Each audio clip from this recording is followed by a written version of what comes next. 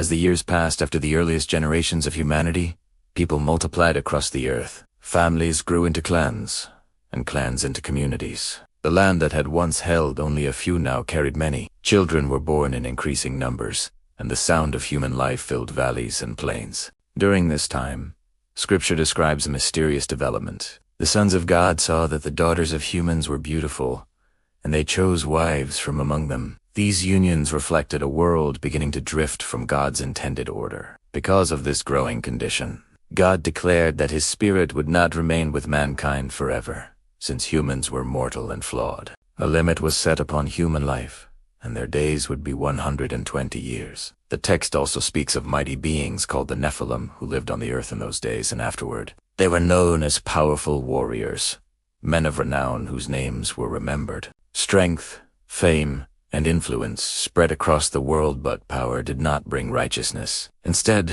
humanity's moral condition continued to decline. The outward greatness of people did not match the inward state of their hearts. The earth was becoming full, yet something essential was being lost. God looked upon the world He had created and saw the true condition of humanity. The Scriptures describe this moment with striking clarity.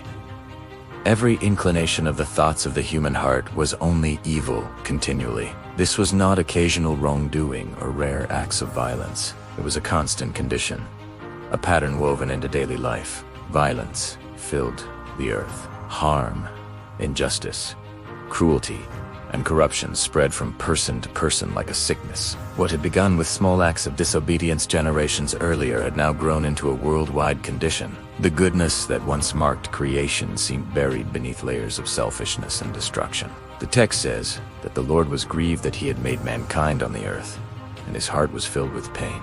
This description shows not anger alone, but sorrow. The Creator saw what His creation had become and felt deep sorrow over its corruption. Because the earth was ruined through human violence, God declared that He would bring an end to all flesh. Humans, animals, creeping things, and birds of the heavens would be swept away, for the earth itself had become corrupted by those who lived on it. Creation had been entrusted to humanity's care, yet the very ones meant to steward it had filled it with destruction. The judgment that was coming was not without cause. It was a result of what the world had chosen to become.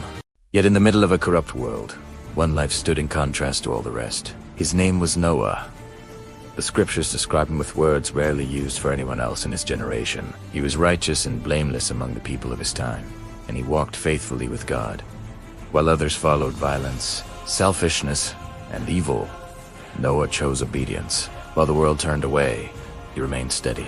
Noah had 3 sons, Ham, and Japheth, and through his family, the future of humanity would be preserved. God saw that the earth was corrupt and filled with violence, and He revealed to Noah His decision that the end of all flesh had come before him, because the earth was filled with wrongdoing through humanity. But alongside the declaration of judgment came a plan of mercy. Noah found favor in God's eyes. In a generation defined by corruption, one man's faithfulness stood like a light in darkness. Through him, God would preserve life and begin again.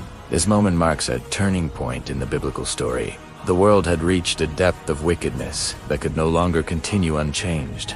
Yet hope was not gone. Even as judgment approached, a path of salvation was already being prepared. And so the stage was set for the next great event recorded in Scripture, the coming of the flood, where justice and mercy would meet, and where one obedient man would become the instrument through which life on earth would be preserved.